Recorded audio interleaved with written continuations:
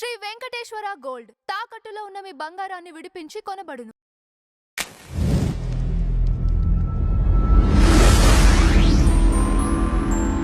నమస్కారం ప్రసాద్ గారు. నమస్తే. వైజాగ్ మత్స్యకారుల కుటుంబాలను పరామర్శించడం కోసం జగన్మోహన్ రెడ్డి గారు వెళ్ళటం జరిగింది.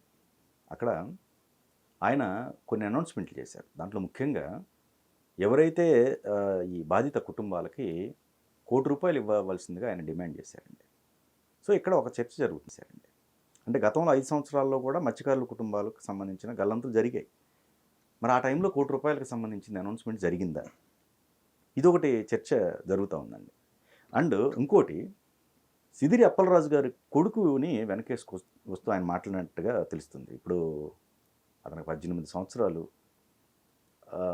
ఏదో అది కావాలని చేయలేదు, వాస్తవమే, కావాలని జరగలేదు అది. కానీ జగన్మోహన్ రెడ్డి గారు ఆ స్టేట్మెంట్ ఇవ్వటం కరెక్టేనా? ఎందుకంటే ఖచ్చితంగా జగన్మోహన్ రెడ్డి గారు సిదిరి అప్పలరాజు గారి కుటుంబానికి కావచ్చు, లేకపోతే ఎందుకంటే వాళ్ళ నాయకత్వానికి సంబంధించి పనిచేస్తున్న వాళ్ళు, ఖచ్చితంగా ఈయన అండగా ఉండాలి. కానీ ఈ స్టేట్మెంట్లు బయట పబ్లిక్ డొమైన్లో ఇవ్వటం కరెక్టే అని అంటారా? అవసరం. నిన్న అసలు అసందర్భం సిదిరి అప్పలరాజు గారి ప్రస్తావన అక్కడికి తీసుకురావడం వాళ్ళ అబ్బాయి విషయం. ఓకే, ఫస్ట్ థింగ్ ఏంటంటే యాక్సిడెంట్ ఇంటెన్షన్స్ ఏమి ఉండవు. పిల్లలు బండి ఎలా తొక్కుతారో 190 మందికి తెలుసు. ఎందుకంటే అజరుద్దీన్ గారి పిల్లల విషయం చూసాం మనం. అలాగే కోమటిరెడ్డి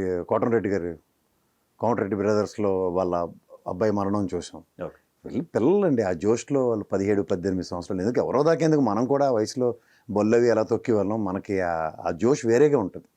సో అక్కడ ఏంటంటే ఇందులో వెనకేసుకొని రావడం కాదు. పిల్లల విషయంలో తల్లిదండ్రులు ఎన్ని అప్రమత్తలో ఎన్నిసార్లు జాగ్రత్తలు చెప్పినా వాళ్ళ వయసు రీత్యా ఉన్న ఆ జోష్లో కొన్ని పొరపాట్లు జరుగుతాయి. మాకు జరగలేదు, మీకు జరగలేదు అని చెప్పి దాన్ని you cannot take it as granted. So ఇలాంటి విషయాలు నిన్న అనవసరంగా ఆయన మాట్లాడాడు అక్కడ. ఎందుకంటే ఆ యాక్సిడెంట్కిను ఇక్కడ సముద్రంలోకి వెళ్ళిన తర్వాత జరిగింది. ఒక కోస్ట్ గార్డ్ వ్యవస్థ స్పందించకపోవడం అన్నది కొంచెం ఆలోచించవలసిన విషయం. ఎందుకంటే 24 గంటల టైంలో.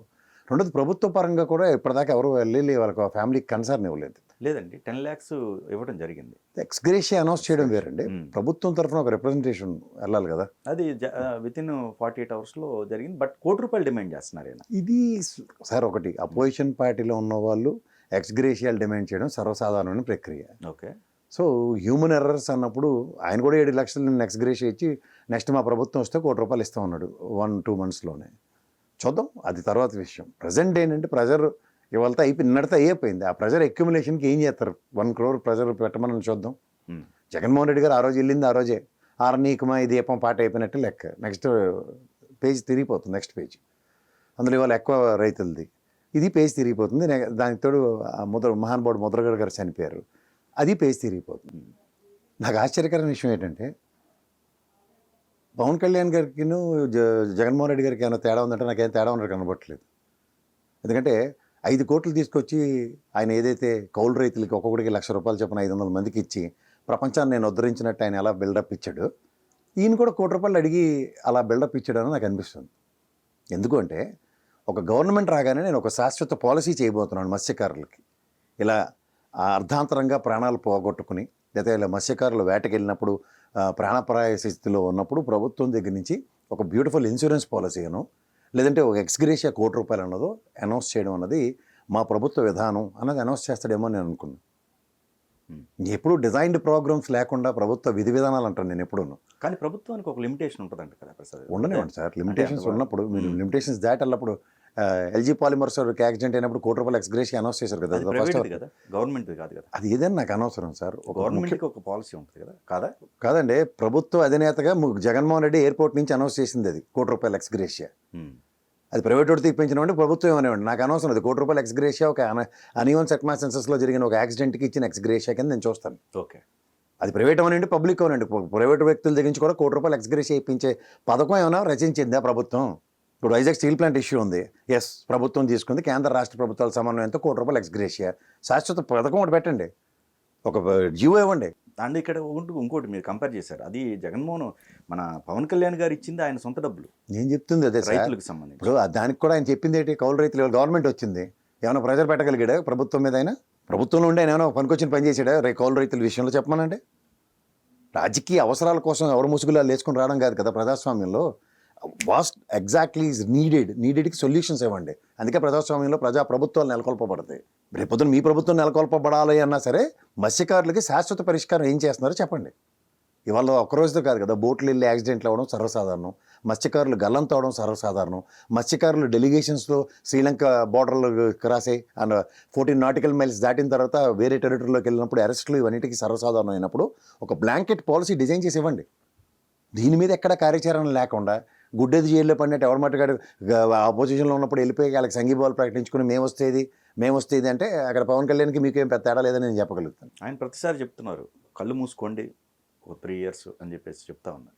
ఒక 2 years గడిచి సరే సార్, మేము కళ్ళు మూసుకుంటాం, మీరు కళ్ళు పొరలుగా మీలా మీరు మాత్రం ఉండకండి. మీరు కళ్ళు మూసుకునే ఉన్నారు. ప్రభుత్వం వస్తుందని కళ్ళు మూసుకుంటే కళ్ళు వస్తాయి. అబ్దుల్ కలాం గారు కళ్ళు కనమన్నారు. మీ ప్రభుత్వం వస్తున్నట్టు కళ్ళగంటే నేనేం చేయలేను దానికి. ఎందుకంటే ప్రభుత్వం మీద ప్రెజర్ పెట్టడానికి అక్యూములేటెడ్ ప్రెజర్ మీ దగ్గర నుంచి ఏది. నిన్న ప్రెజర్ పెట్టారు, బాగానే ఉంది మత్స్యకారుల విషయంలో. అక్యూములేటెడ్ ప్రెజర్ ఏది ఇవాళ ప్రభుత్వం ఎక్స్గ్రేషియా ఇచ్చేదాకా, లేదంటే ప్రభుత్వం శాశ్వతమైన దీని మీద ఇచ్చేదాకా మత్స్యకారులతో ఒక రిలే నిరాదేశాలు ఏమైనా ఉన్నాయా? కానీ ఓకే, ఇప్పుడు జగన్ గారు అనౌన్స్ చేశారు. ఓకే అండి, ఆయనే ఇప్పుడు ప్రకటించలేదు. 7 లక్షలు అనౌన్స్ చేశాడు ఆయన. నెక్స్ట్ ఆయన గవర్నమెంట్ వస్తే ₹1 కోటి ఇస్తాడు 2 నెలల్లో. సరే ఓకే, ఇప్పుడు నెక్స్ట్ గవర్నమెంట్ వస్తే ₹1 కోటి ఇస్తాను 2 నెలల్లో జగన్మోహన్ రెడ్డి గారు. ఓకే, పాత ప్రీవియస్ చనిపోయిన వాళ్ళ లిస్ట్ అండి, ఆ 5 సంవత్సరాలు మీరు అడగండి. ఇప్పుడు అదే చర్చ జరుగుతుంది. జరగనివ్వండి. ఆ 5 yearsలో ఇప్పుడు ఒకటి ఆ చనిపోయిన వ్యక్తులకు సంబంధించిన ₹1 కోటి ఎందుకు ఇవ్వలేదు అని. అప్పుడు నేను రూలింగ్లో ఉన్నాను కాబట్టి ఈ మాట వీళ్ళు కూడా చెప్పమనండి, ఎవరు కాదన్నారు. ఓకే, ఒడ్డు నుంచి రాలేయడం సమస్యల మీద అలా కాదండి, ఒడ్డు నుంచి రాలేయడం ఈజీ. క్రికెట్ గ్రౌండ్లో మ్యాచ్ అవుతుంటే బయట నుంచి అలా సంజయ్ మంజగర్ గారి కామెంట్ చెప్పడం చాలా ఈజీ. వాడికి బ్యాట్ ఇచ్చి ఆడరా అంటే సభకు నమస్కారం వాడు. ఓకే, తెలుసు కదా మీకు వాడి చరిత్ర. 3 బంపులు పడి దగ్గర కవర్ డ్రైవర్ స్టిల్ ఇచ్చి కొట్టేసేవాడు ఏషియన్ ట్రాక్స్లో. ఆయన ఆస్ట్రేలియా ఇంగ్లాండ్ టూర్ తీసుకెళ్తే సభకు నమస్కారం నా వల్ల కాదని వచ్చేవాడు. మరి ఇప్పుడు కామెంటరీ మాత్రం దీర్ఘ సుమంగళి సీరియల్ చెప్పినట్టు చెప్తాండి ఇప్పుడు కూర్చుని. అలాంటి కబుర్లు ఒడ్డు నుండి అందరూ చెప్తారు. ఓకే, నేను చెప్తుంది అదే. పవన్ కళ్యాణ్ గవర్నమెంట్లోకి వెళ్ళినంటే ఏం చేశాడు? కౌలు రైతులకి శాశ్వత పరిష్కారం అచ్చెన్నాయుడు గారితో కూర్చుని లేదా చంద్రబాబు గారితో కూర్చుని సమన్వయపరిచి ఏమైనా శాశ్వత పథకం ఇచ్చాడా? కౌలు రైతులకు సంబంధించి అదే కదా, 5 కోట్లు ఆయన జేబులోంచి. మీరే ఇందాక చాలా గొప్పగా చెప్పారు కదా, 5 కోట్ల రూపాయలు ఆయన జేబులో తీసి ఒక్కొక్కడికి ₹1,00,000 500 మందికి ఇచ్చారు. అది పార్టీ తరఫున ఆయన చేసుకున్నాడు, ఆయన చేసుకున్నది, నేను కాదంటలేదు. కానీ ఆయన నా ప్రాస్పెక్టివ్లో ఏంటంటే జనసేన పార్టీ విధానం కౌలు రైతులకి శాశ్వత పరిష్కారం. ఇప్పుడు ఆల్రెడీ ప్రభుత్వ పథకం వస్తుంది కదండి, అది కాదా? ఏది? CCMB కార్డులు ఉండాలి. మీ పొలం నేను కౌలుకు తీసుకున్నాను అనుకోండి, నేను ఇది కౌలు ఇచ్చాను రాస్తే నాకు వస్తుంది క్లెయిమ్. మీరు ఇస్తారట? అది ప్రీవియస్ ఫస్ట్ ఎవరు ఇవ్వట్లేదు, ఆ స్కీమే కదా. అదే స్కీమ్ కేంద్ర రాష్ట్ర ప్రభుత్వాలు ఎప్పుడు అది కోఆర్డినేట్ చేసి ఉన్నాయి. ఆ CCMB కార్డులు కౌలు రైతులకి ఇవ్వమంటేనే ఎవరు ఇవ్వట్లేదు. ఎందుకు? ఇప్పుడు కేంద్ర రాష్ట్ర ప్రభుత్వాలు ఇస్తున్న రైతు బంధు పథకాలు ఉన్నాయి కదా, అవి కౌలు రైతులకు వెళ్తాయి. అక్కడ ఓనర్షిప్ మీరు వదులుకోరు. ఓకే, ఈ క్రిటికల్ని అడ్రస్ చేయడానికి ఎవరి దగ్గర ఉన్నాయి? ప్రభుత్వాల దగ్గర సొల్యూషన్ ఉన్నాయి. వాళ్ళని ప్రభుత్వ విధానాల్లో గైడ్లైన్స్ మార్చడానికి బతిమాలుతున్నాం. దానికి అపోజిషన్ పార్టీగా మీరు సమన్వయంగా ఒక కామన్ బెంచ్ మీద కూర్చొని ఒక సొల్యూషన్ ఇవ్వండి. దాంట్లోంచి ఎవరు డీవియేట్ అవ్వలేరు కదా. మత్స్యకారులు ఇవ్వాలే కాదు కదా, మీరు చెప్పినట్టు గతంలోనూ చనిపోయారు, అంతకు ముందు ప్రభుత్వాలు కూడా చనిపోయారు. వాళ్ళకి శాశ్వత పరిష్కారం గురించి ఒక ప్రభుత్వం ఒక బ్యూటిఫుల్ డిజైన్డ్ ప్రోగ్రామ్ ఉందనుకోండి, ఎవరు డీవియేట్ అవుతారు? కౌలు రైతులకి బ్యూటిఫుల్ డిజైన్డ్ ప్రోగ్రామ్ ఉంది, ఎవరు డీవియేట్ అవుతారు? అండ్ సడన్గా జగన్మోహన్ రెడ్డి గారు ఈ మధ్య కొన్ని అటెంప్ట్స్ చేస్తున్నవి ఏవైతే ఈ పరామర్శల విషయంలో ఆయన అటెండ్ అయ్యే ప్రతిది మీరు అబ్జర్వ్ చేస్తూ ఉన్నారు. మీకేమనిపిస్తుందండి? అంటే అక్కడ సాయి కృష్ణ దగ్గర తీసుకొని ఇక్కడ ఇది కావచ్చు. ఒకటి చెప్పచ్చు, సాయి కృష్ణ పరామర్శకి కాపు సంఘాలు ₹20 లక్షలు ఇచ్చాయి. అంబటి గారు ఇచ్చారు. అంబటి గారి చేతుల మీదుగా ఇచ్చారు. తోట త్రిమూర్తులు గారు కూడా ఉన్నారు అక్కడ పక్కన. రైట్. కాపు సంఘాలు మొత్తం అన్ని సమన్వయపరుచుకుని ఒక ₹20 లక్షలు ఇచ్చారు వాళ్ళ కుటుంబానికి ఆర్థిక సాయం కింద. సో అలాగే కొన్ని మంచి జరిగితే మంచే. ఎవరిని చూస్ చేసుకోవాలో అది చాలా ఇంపార్టెంట్. ఇక్కడ పబ్లిక్లో అనౌన్స్మెంట్స్ అండి, అంటే ఇక్కడ నేరాలు ఇప్పుడు పిల్లలు అన్న తర్వాత నేరాలు చేస్తారు, పిల్లలు అన్న తర్వాత యాక్సిడెంట్లు చేస్తారు. ఈ అనౌన్స్మెంట్స్ ఏవైతే ఉన్నాయో ఒక మాజీ ముఖ్యమంత్రిగా ఆయన చేయొచ్చా అనేది కూడా ఇప్పుడు ఒక చర్చనీయాంశమైంది. అంటే ఒకటండి, యాక్సిడెంట్ ప్రాస్పెక్ట్లో దాన్ని ఎవరు డిఫైన్ చేయలేరు. ఆయన వెనకుండి వాళ్ళని intentions need to be justified first. వాళ్ళకి ఇప్పుడు సిదిరి అప్పలరాజు గారు ఉన్నారు, వాళ్ళ కుటుంబానికి అండగా నిలబడాల్సినది ఉంటుంది ఖచ్చితంగా పార్టీ తరఫు. అలా కాదు, నా అబ్బాయి యాక్సిడెంట్ చేస్తే పార్టీ తరఫున ఆయన ఎందుకు అండగా నిలబడాలి? నాట్ ఓన్లీ అది కాదు, ఏది ఎనీ క్రిటికల్ సిచ్యువేషన్ నాయకుడిగా ఆయన నిలబడాలి. వాళ్ళు ఇప్పుడు ముద్రగడ గారు చనిపోయారు, ఆ కుటుంబానికి సంఘీభావంగా ఆయన నిలబడితే అది అర్థం. కొడుకు యాక్సిడెంట్ చేసింది దానికి ఎవరు నిలబడతారు? ఇప్పుడు అజరుద్దీన్ గారు అబ్బాయి యాక్సిడెంట్లో చనిపోయాడు, సంఘీభావాలు ప్రకటిస్తారు కానీ ప్రభుత్వం ఏం నిలబడుతుంది? ఇప్పుడు కోమటిరెడ్డి గారి అబ్బాయి చనిపోయాడు, అది ఎంత బాధాకరమైన విషయం తెలుసా సార్? ఆ. క్లియర్ కట్ ఇన్స్ట్రక్షన్స్ ఆ అబ్బాయికి, ఎట్టి పరిస్థితుల్లో కారు ఇవ్వద్దని డ్రైవర్కి. ఉమ్. పాస్ పోసుకుంటాను దిగి, పాస్ నువ్వు కూడా పోసుకో అని చెప్పి వాడిని బలవంతంగా డ్రైవర్ని దింపి వెళ్ళి డ్రైవింగ్ సీట్లో కూర్చుని తొక్కి యాక్సిడెంట్ చేసుకున్నాడు ఆ కుర్రాడు. ఆ. చిన్నపిల్లలు సార్, వాళ్ళ ఆవేశాలు, వాళ్ళ భావావేశాలు ఎలా ఉంటాయంటే ఓ జోష్లో ఉంటారు వాళ్ళు. దానికి చాలా ప్యాంపర్, గారాల ముద్దుగా పెంచుకున్నాడు ఆ కొడుకుని. ఉమ్. చాలా బాధాకరమైన విషయాలు అవి. పొరపాట్లు జరుగుతాయి కానీ వాటికి మనం అదేదో మనకి ఉపయోగపడే కార్యక్రమాల కింద వాటిని వినియోగించుకున్నట్టు. డెఫినెట్ గా పొరపాట్లు జరుగుతాయండి, కానీ that is an accident. Jagan గారి నిన్న జగన్మోహన్ రెడ్డి గారు statement అసందర్భంగా అక్కడ మాట్లాడుతున్నారు. అదే Yes, అక్కడ exactly. సబు సందర్భం కాదు, సముచితం అంతకన్నా కాదు. రైట్. యాక్సిడెంట్, పర్టికులర్లీ ఈ బోట్ యాక్సిడెంట్ ని కెనాట్ బి జస్టిఫైడ్ విత్ సిదిరాపరాజు గారి అబ్బాయి యాక్సిడెంట్ ని జస్టిఫై చేయడం సమంజసం కాదు.